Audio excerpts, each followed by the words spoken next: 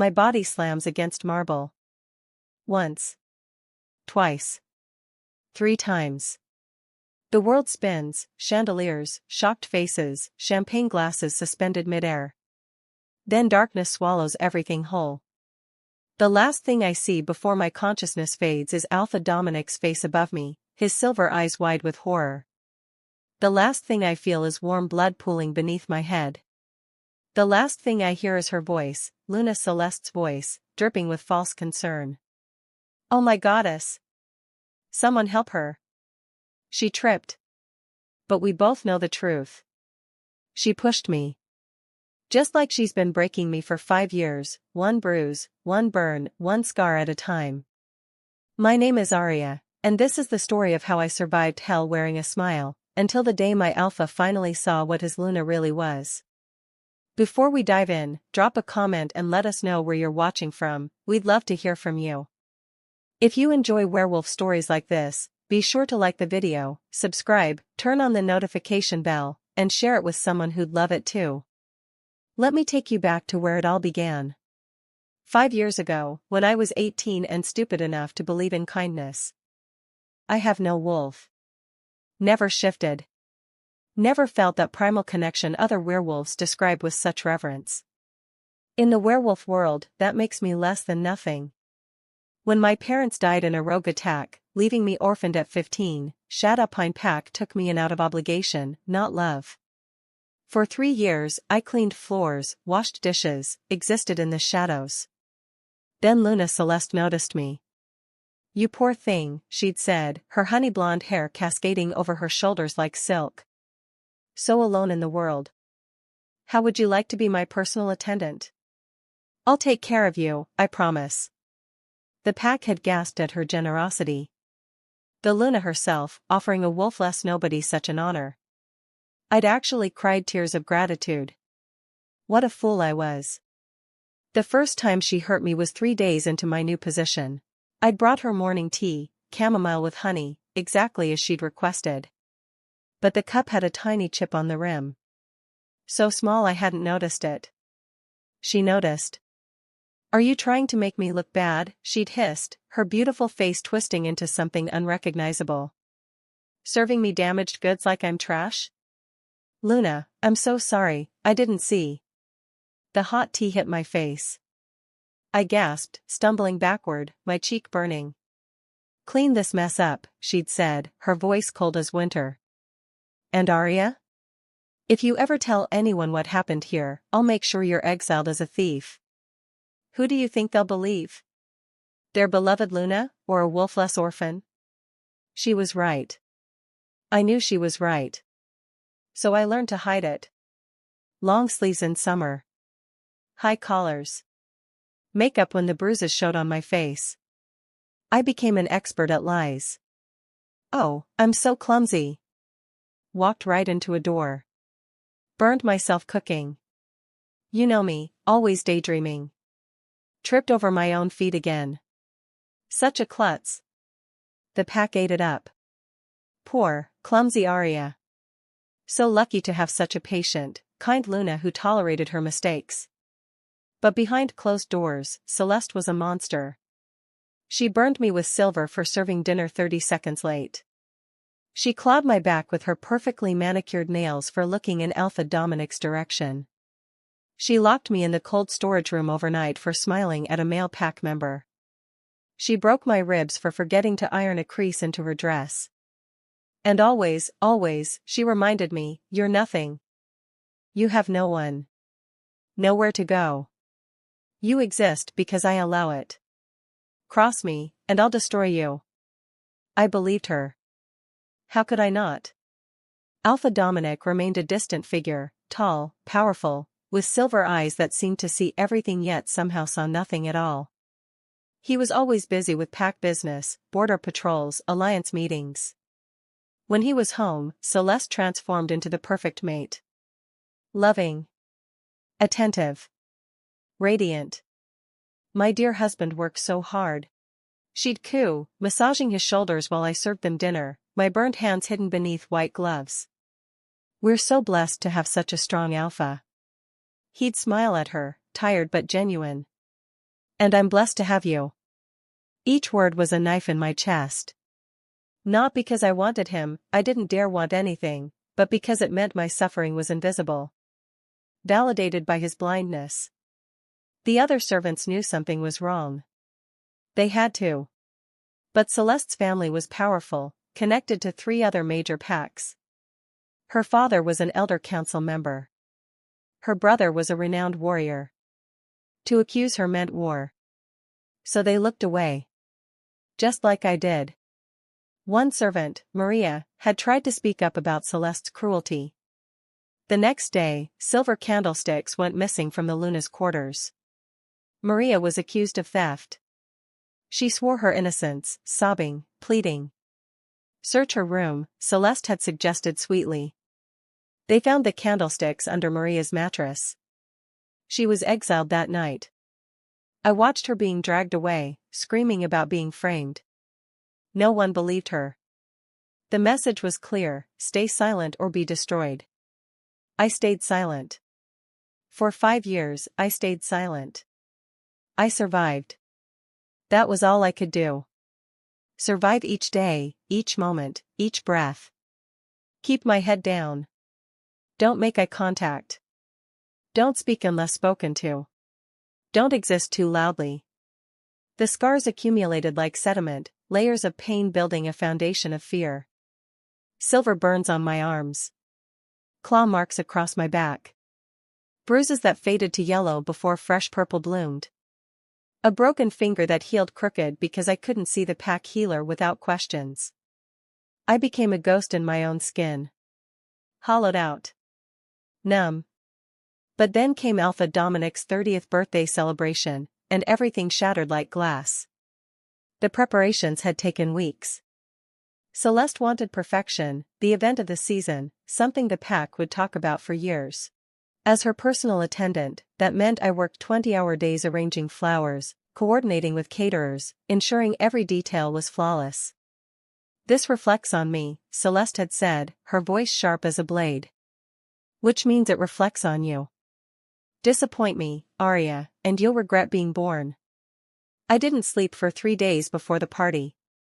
My hands shook from exhaustion. My vision blurred. But the ballroom looked like a fairy tale, thousands of white roses, crystal chandeliers, silk draping the walls like clouds. Acceptable, Celeste had said, examining my work. Then her eyes landed on me. But you look like death.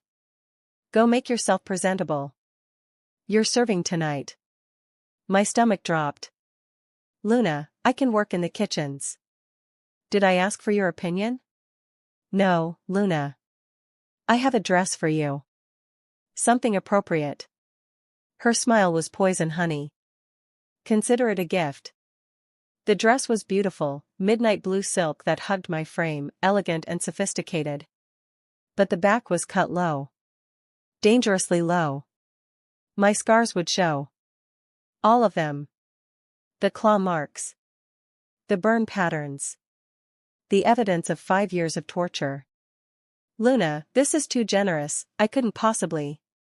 Her hand shot out, gripping my chin hard enough to bruise. You'll wear it. You'll smile. You'll serve my guests looking grateful for everything I've done for you. Understand? Tears burned my eyes. Yes, Luna.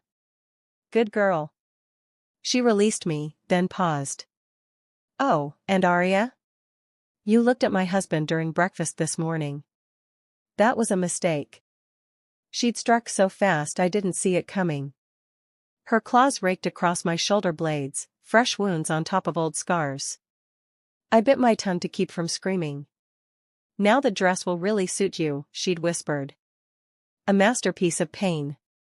I'd tried to find another dress, anything to cover my back, but Celeste had removed all my other clothes. It was this or my servant's uniform, which she'd forbidden. So I wore the blue dress and prayed no one would look too closely. The party was magnificent. The pack's elite mingled beneath glittering lights, champagne flowing like water. Celeste was a vision in gold, her arm linked with Alpha Dominic's, every inch the perfect Luna. Doesn't she look radiant? Pack members whispered. so gracious, so kind. The Alpha is truly blessed. I served drinks with mechanical precision, keeping my back to the walls, moving through shadows. Everything was fine until Celeste caught my eye across the room. She smiled. That terrible, beautiful smile. Then she started walking toward the grand marble staircase where I was serving champagne to the beta and his mate. I felt it then, the certainty of a prey animal sensing a predator's approach. "Oh, Arya." Celeste called out, her voice melodious. "Be a dear and bring me a glass." I grabbed a crystal flute with trembling hands and climbed 3 steps to meet her. She took the glass, her fingers deliberately brushing mine. "You look lovely tonight," she said loud enough for others to hear. Then, quieter, just for me, "Shame about what's going to happen next." Before I could process her words, she laughed at something the beta said, a bright, musical sound, and turned sharply, her elbow slamming into my chest. I stumbled backward. My foot caught on my dress. The champagne flute flew from my hand. And then I was falling. The marble stairs rushed up to meet me. Each impact was thunder in my bones. Pain exploded across my body, my shoulder, my hip, my head. The world became a kaleidoscope of color and agony. I hit the bottom and lay still, warm liquid spreading beneath me. Blood, I realized distantly. That's my blood. Gasps. Screams. Footsteps running. Someone call the healer. Goddess above, is she breathing? What happened? She tripped, I saw it, she just tripped. That was Celeste's voice, perfectly shocked, perfectly concerned. Then a different voice cut through the chaos. Deep. Commanding. Laced with barely controlled panic. Move. Everyone move. Arya. Alpha Dominic dropped to his knees beside me, his hands hovering over my broken body as if afraid to cause more damage.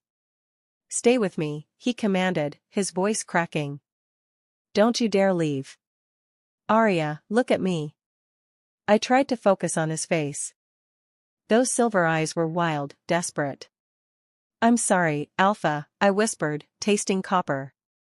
I'm so sorry. I'm so clumsy. I ruined the party. Stop. Stop talking. You're going to be fine. The healer is coming. You're going to be fine. But his hands were shaking. And as darkness pulled me under, I saw Celeste watching from the top of the stairs, her expression one of cold satisfaction. She'd finally done it. She'd finally killed me. Or so I thought. I woke to white walls and the smell of antiseptic. My entire body screamed with pain. Every breath felt like swallowing glass. Easy, dear. Don't try to move. That was Healer Margaret, the pack's elderly physician. Her weathered face creased with worry. You've been unconscious for 6 hours. Multiple fractures, a severe concussion, internal bleeding. You're lucky to be alive. Lucky. That was one word for it. I need to go, I croaked. The Luna will need. The Luna, said a cold voice from the doorway, is the last person you need to worry about right now. Alpha Dominic entered the room, and my heart stopped. His silver eyes blazed with barely restrained fury. His jaw was clenched so tight I could see the muscle jumping. Alpha, I'm so sorry about the party, I didn't mean to. How long? He interrupted. I blinked. How long what? How long has she been hurting you? The room went silent. Healer Margaret suddenly became very interested in adjusting my fore. I don't understand, I stammered. I fell. I was clumsy. I don't. His voice was razor sharp. Don't you dare lie to me. Not anymore. He moved closer, and I instinctively flinched. He froze, pain flashing across his face. You're afraid of me, he said quietly. No. Alpha, I would never. You flinched. You flinched away from me like I was going to strike you. He took a shaky breath. When we brought you here, We had to cut away your dress to treat your injuries. Do you know what we found, Arya? My mouth went dry. Oh goddess. Oh no. Your back, he continued, his voice dropping to a whisper, is covered in scars. Some fresh. Some months old. Some years old. His hands curled into fists. Silver burns. Claw marks. Evidence of repeated, systematic torture. Tears spilled down my cheeks. Please. Please don't. She'll kill me. She'll make it look like an accident and she'll kill me and no one will care because I'm nothing, I'm no one. If you're enjoying this story of survival and justice, hit that like button and let me know in the comments what you think should happen to Luna Celeste. And don't forget to subscribe so you never miss stories like this. Stop. Alpha Dominic's command cut through my spiral. He knelt beside my bed, his eyes level with mine. Listen to me very carefully. You are under my protection now. Do you understand? Mine. Not hers. She will never touch you again. You don't understand. She's your mate. She's Luna. I'm just. Look at me. He waited until my terrified eyes met his. Tell me the truth. Did Luna Celeste do this to you? The word stuck in my throat. 5 years of fear, of threats, of learned helplessness.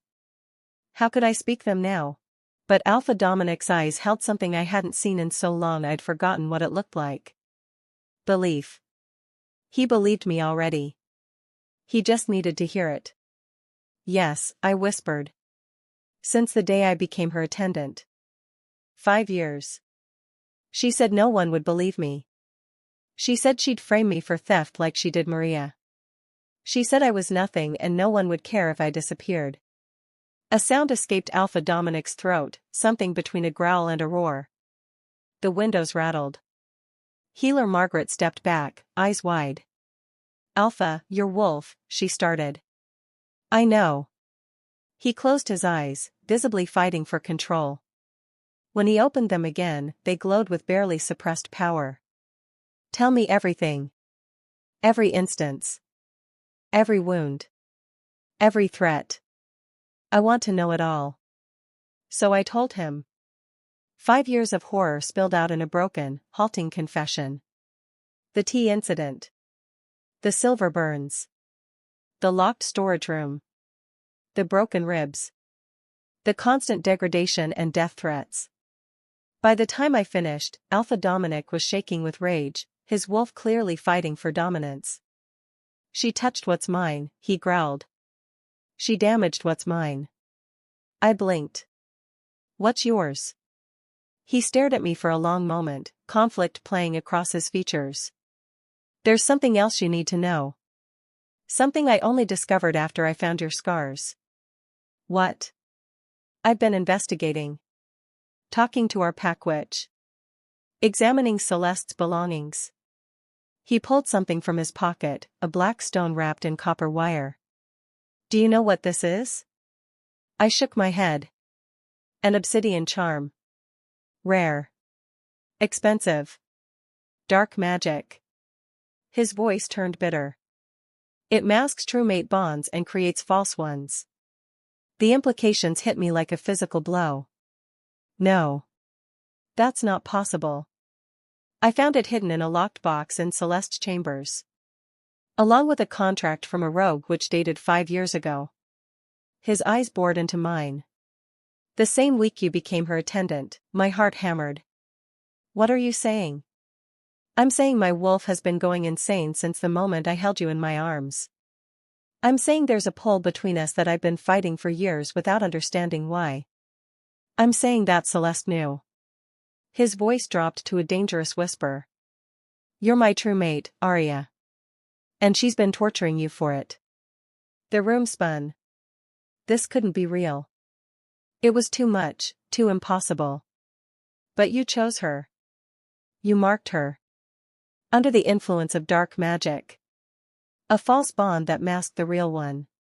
Fury and anguish warred in his expression. She knew. She knew from the beginning that you were mine, and she made your life hell for it. I don't have a wolf, I said numbly. How can I be anyone's mate? That doesn't matter. The bond doesn't care about wolf status. It only cares about souls. He hesitated, then took my hand gently. I can feel it. Can't you? That pull. That rightness. And goddess help me, I could. Through all the fear and pain, there was something warm. Something safe. Like coming home after a lifetime of being lost. What happens now? I whispered. His expression hardened into something terrifying. Now? Now I'm calling for a pack tribunal. Celeste will answer for her crimes. Her family is powerful. They'll never let. I don't care if her father is the moon goddess herself. She tortured my mate for 5 years. She used dark magic to deceive me and the entire pack. She's going to pay. Fear clawed at my chest. She'll twist it. She'll make me look like the liar. Like the jealous servant trying to steal her mate. Then we'll let the evidence speak. He stood, purpose radiating from every line of his body. Rest now. Heal. And leave Luna Celeste to me. He left before I could protest, his footsteps echoing with deadly intent. Healer Margaret approached my bed, her expression unreadable. That man, she said quietly, is about to tear this pack apart for you. I hope you understand what that means. I did. It meant chaos. It meant choosing between power and truth. It meant maybe, just maybe, I wasn't nothing after all. 2 days later, Alpha Dominic summoned Celeste to his office. He'd made it public, announced it at the pack meeting, invited witnesses. The beta, the gamma, the pack elders. Everyone who mattered. I watched from the hallway through a crack in the door, my body still bruised but healing. Healer Margaret had forbidden me from attending, but I'd snuck out anyway. I needed to see this. Celeste arrived in a flowing white dress, the picture of innocent concern. My love, what's this about? Why all the formality? Sit down, Celeste. Alpha Dominic's voice was ice. She laughed, a tinkling sound. Dominic, you're scaring me. What's wrong? I said sit. The command in his voice made her flinch. She sat, her smile faltering. Alpha Dominic placed a folder on the desk between them. I'd been conducting an investigation into the incident at my birthday party. Into Aria's fall. Oh, that poor girl. Celeste's hand flew to her chest. How is she? I've been so worried. Such a tragic accident. Was it? He opened the folder, revealing photographs. Medical records. Healer's notes. Because the healer's report shows injuries consistent with being pushed, not falling. Celeste's eyes widened. Pushed? Surely not. I was right there. She tripped on her dress. I tried to grab her but... Really? Because we have 3 witnesses who say they saw you hit her deliberately. Lie. There were no such witnesses. But I saw Celeste's mask crack just a fraction. That's absurd. Who would say such a thing? We also have these. He laid out more photographs. Pictures of Aria's scars. Dated. Documented. Years of systematic abuse. The room went silent. Pack elders leaned forward, studying the images. I heard gasps. That's terrible, Celeste said, her voice trembling. But what does that have to do with me? The girl is clumsy. Everyone knows that. Perhaps she was involved with someone violent. Perhaps? The healer confirmed the wounds were inflicted by female claws. Silver burns. All while she was under your direct supervision as your personal attendant. Celeste stood abruptly. You cannot possibly be accusing me of this.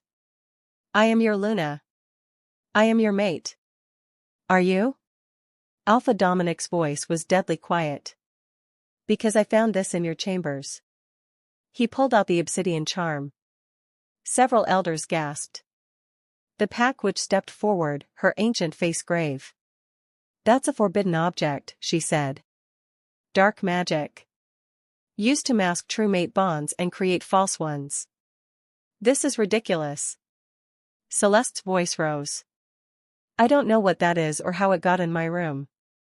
Someone is trying to frame me. I also found the contract with the Rogue Witch. Dated 5 years ago. The same week Arya became your attendant." Alpha Dominic's eyes glowed wolf gold. "You knew. You knew Arya was my true mate, and you tortured her for it." "Lies." Celeste screamed. "All lies. That wolfless rat is trying to steal you from me. Can't you see? She's jealous. She's always been jealous." "Then you won't mind a tribunal," Alpha Dominic said coldly. "If you're innocent, you have nothing to fear." Celeste's beautiful face twisted into something ugly. "My father will hear about this. My family will not stand for this insult. You're risking war between packs over some nobody's word against your Lunas?" "I'm risking war," Alpha Dominic corrected, "for the truth. The tribunal will be held tomorrow night. You'll answer for every scar, every burn, every moment of terror you inflicted on Arya. She deserved it." The words burst out before Celeste could stop them. The room froze. She deserved every second of it. Walking around with her pathetic face, her wounded eyes, making everyone feel sorry for her. "You should have been mine alone." The confession hung in the air like smoke. Alpha Dominic smiled, but it was terrible to behold. "Thank you for that. I didn't mean, I was upset, you're twisting my words." Celeste backed toward the door. "This isn't over. My family will destroy you for this." "Let them try." His voice dropped to a growl. "You're confined to your quarters until the tribunal. Guards will be posted. If you try to run, you'll be treated as a rogue." Celeste fled, her composure shattered. The beta whistled low. "This is going to get ugly, Alpha." "I know." Dominic's shoulders sagged for just a moment. "But I won't let her get away with this. Not anymore." That night, Alpha Dominic visited me in the healing room. I was sitting up, my back still bandaged but no longer screaming with pain. "You heard?" he asked. "Most of it." She confessed. "Partially, but enough." He sat on the edge of my bed, careful not to jostle me. "Her family is threatening war. The tribunal will be brutal." "Then stop it," I said quickly. "Let her go. It's not worth tearing the pack apart." "You think you're not worth it?" It wasn't a question. "I'm nothing. No wolf, no family, no." "Stop." He cupped my face gently, forcing me to meet his eyes. "You are everything. You're my mate. My true mate. And even if you weren't, no one deserves what she did to you." Tears streamed down my face. "I'm so broken. I don't know how to be anything else." "Then we'll figure it out together." His thumb brushed away my tears. "I know this is fast. I know you're scared. But I promise you, I will never hurt you. I will never let anyone hurt you again. You're safe now." The warmth in his eyes, the gentleness in his touch, it was too much. Years of armor cracked, and I sobbed into his chest as he held me, whispering promises into my hair. For the first time in 5 years, I let myself believe that maybe, just maybe, I could be safe. The tribunal was held in the Pax Great Hall, every seat filled. Celeste arrived flanked by her family, her father, cold-eyed and powerful, her brother, radiating barely controlled violence. "This is a farce," her father announced. "You accuse the Luna based on the word of a wolfless nobody. The insult will not stand." Alpha Dominic sat on the raised platform, every inch the leader. "The insult is torture disguised as charity. And Arya isn't the only witness." He nodded, and 3 other servants stepped forward. I recognized them, women who'd worked alongside me, who'd seen things but stayed silent out of fear. Luna Celeste threw boiling water on my friend when she spilled wine, one said, her voice shaking. She told me she'd have me exiled if I told anyone. She locked me in the cold room for a whole day because I looked at the Alpha during breakfast, another whispered. I thought I'd die. She broke my wrist and said I'd fallen if I wanted to keep my place in the pack, the third added.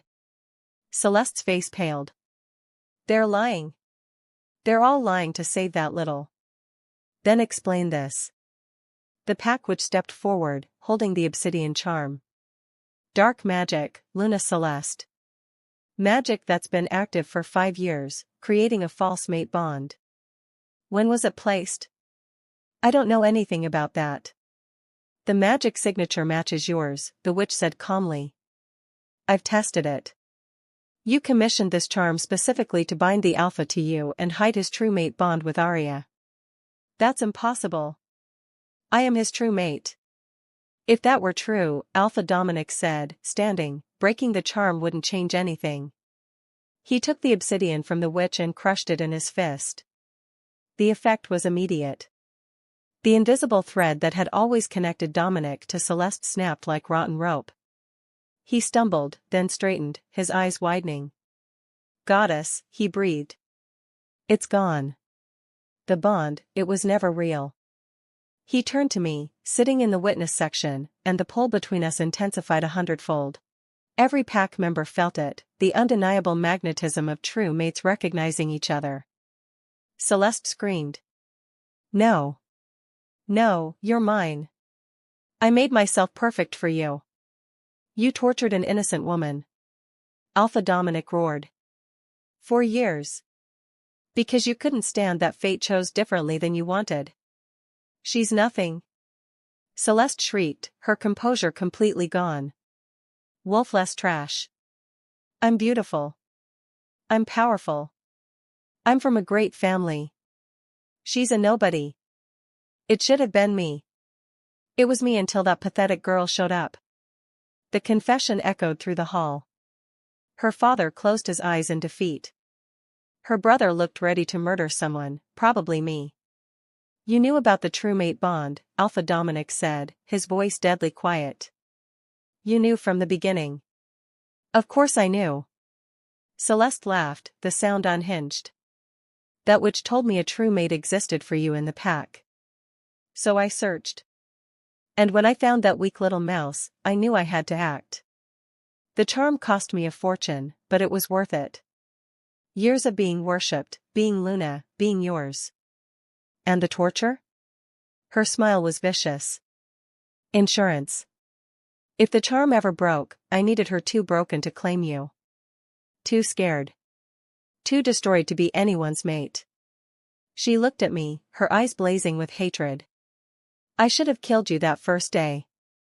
Should have pushed you harder down those stairs. The hall erupted. Pack members shouting. Her family trying to defend the indefensible. But Alpha Dominic's command silenced everyone. Luna Celeste, by your own confession, you've committed crimes against a pack member, against me, and against the sacred mate bond itself. The tribunal finds you guilty. My father will go to war over this. Her father stood slowly. No. I won't. His voice was heavy with shame. You've disgraced our family and yourself. The evidence is clear. The confession is yours. He looked at Alpha Dominic. What is the sentence? Exile, Alpha Dominic said. Stripping of the Luna title. Permanent banishment from Shadowpine territory. You will leave with nothing but the clothes on your back. You can't do this to me. Celeste lunged forward, but guards caught her. I'm Luna. I'm Luna. Not anymore, Alpha Dominic said coldly. You're nothing. Just like you tried to make Arya believe she was. As guards dragged Celeste away, still screaming threats and curses, her family remained seated, too ashamed to meet anyone's eyes. The pack was silent, processing the magnitude of deception that had been perpetrated. Alpha Dominic descended from the platform and walked directly to me. In front of everyone, he knelt. I'm sorry, he said, his voice breaking. I'm so sorry I didn't see. That I didn't protect you. You suffered because I was blind. I touched his face gently. You see now. That's what matters. I promise you, I will spend the rest of my life making this up to you. If you'll let me. The pack erupted in cheers, but I barely heard them. All I could see was the man in front of me, offering me everything I'd been denied: safety, choice, hope. Yes, I whispered. Yes. The weeks that followed were a strange dream. Celeste was escorted to the border and banned forever. Her family quietly withdrew their threats, too humiliated by her actions to defend her further.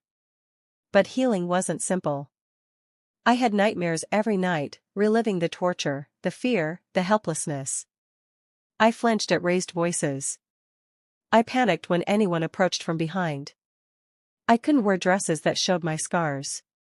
Alpha Dominic was patient. Gentle. He courted me slowly, asking permission before every touch, giving me space when I needed it, holding me when the darkness got too heavy. You don't have to be okay right away, he'd say.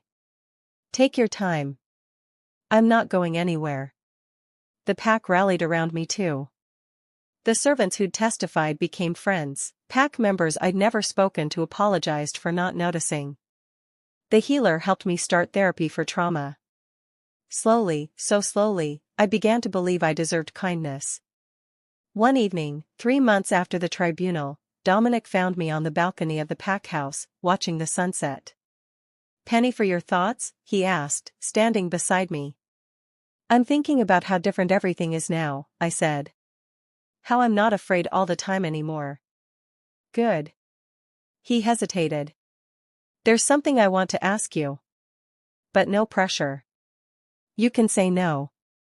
My heart raced. "What is it?" "The pack needs a Luna. But more importantly, I need my mate." He turned to face me fully, his silver eyes intense. "Arya, when you're ready, if you're ever ready, would you consider accepting the mate bond? Becoming my Luna? Not because you have to, but because you want to?" 6 months ago, the question would have terrified me. But now, looking at this man who'd fought for me, protected me, given me time to heal, I felt something I never thought I'd feel again. Hope. "Yes," I said, smiling through tears. "When I'm ready. And I think I'm almost there." His joy was radiant. He pulled me into his arms, careful and reverent, and kissed my forehead. "Take all the time you need. I'll wait forever if that's what it takes."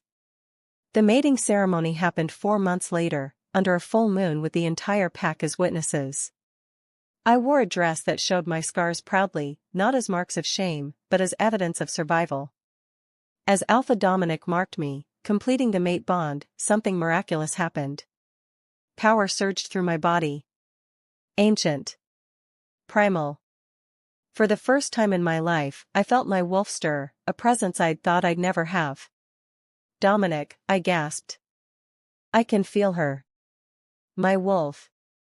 She's there." His eyes widened in wonder. The bond. The complete mate bond must have awakened her. My wolf rose within me, strong and fierce, white fur with silver markings, her eyes the same green as mine. The pack erupted in celebration. I'd gone from wolfless nobody to Luna with a rare white wolf, a symbol of new beginnings. Standing on the pack house balcony after the ceremony, looking at the wolves running below, their joy palpable, Dominic wrapped his arms around me. "How do you feel?" he asked. "Alive," I said simply. "For the first time I feel alive." "What do you want to do with this life?" I thought about all the servants who'd stayed silent. About Maria, exiled for speaking truth. About every pack member who'd suffered in silence because they had no voice. "I want to help them," I said. "The ones who are powerless. The ones who think no one will believe them. I want to create a system where abuse can't hide behind rank or power. Where wolfless members are valued. Where speaking up doesn't mean destruction." Dominic smiled, pride shining in his eyes. "Then that's what we'll do. Together." And we did. Over the following months, I established programs for vulnerable pack members, shelters for those fleeing abuse, counseling services, an anonymous reporting system that went directly to the Alpha and Luna. I trained advocates who could support victims without judgment. The pack transformed.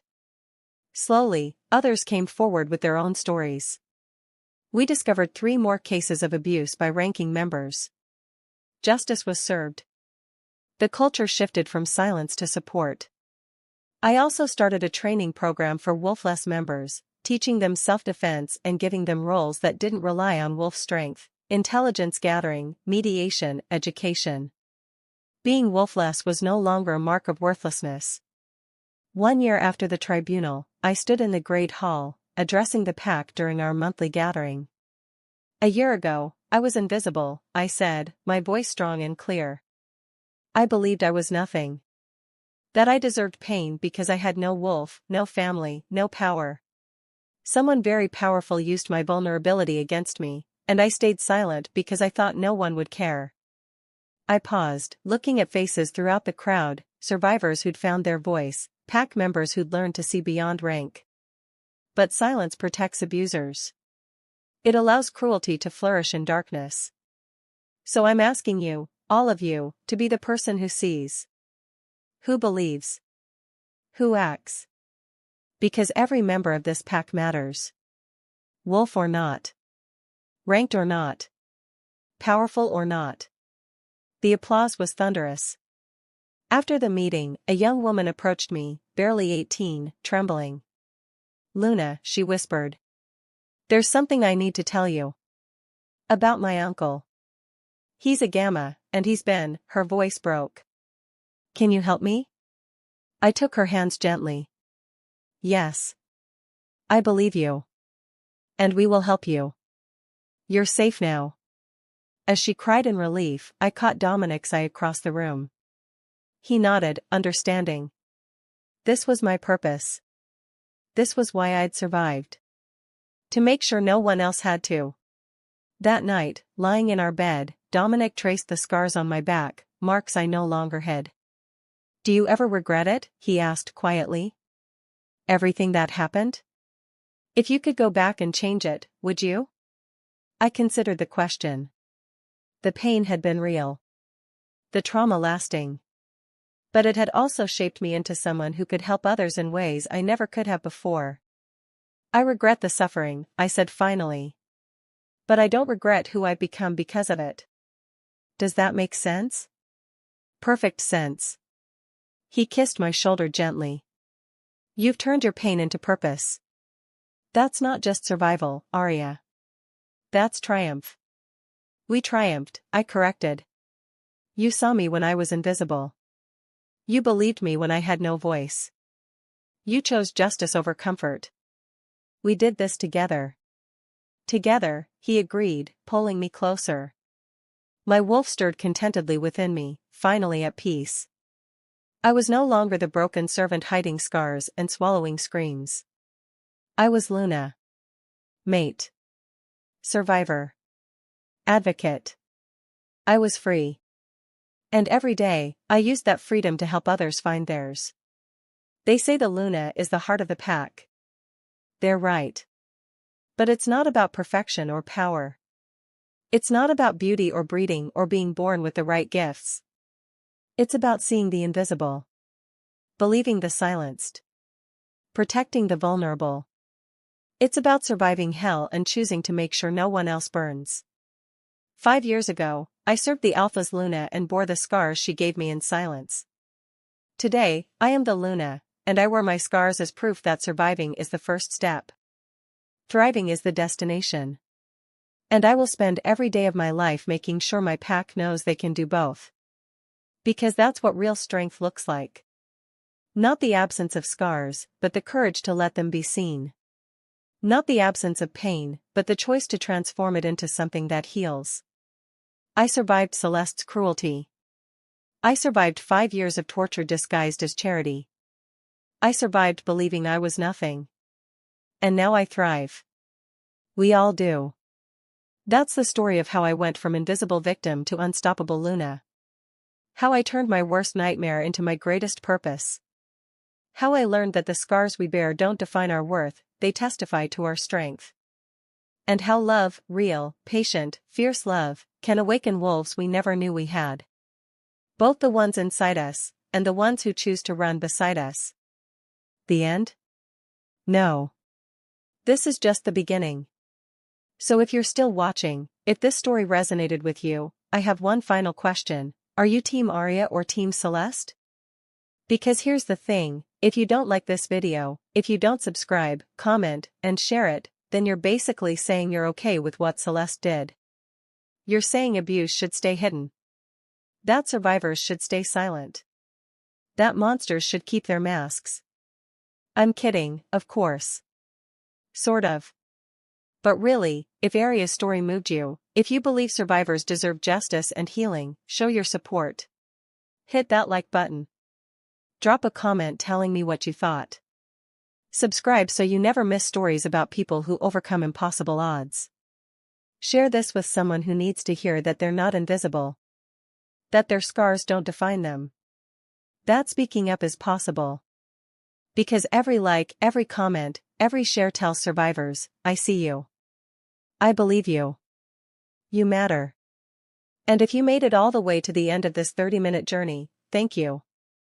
From the bottom of my heart, thank you for witnessing Arya's transformation from victim to survivor to thriver. Now go out there and be the person who sees the invisible. Who believes the silenced? Who stands up when it's hard? Be the Alpha Dominic who chooses justice over comfort. Be the Arya who turns pain into purpose. Just please, for the love of the moon goddess, don't be Celeste. Unless you enjoy exile and disgrace, in which case, you do you. Until next time, remember, your scars tell a story. Make sure it's a story of survival, not surrender. Stay strong. Stay fierce. Stay true. And keep howling at that moon.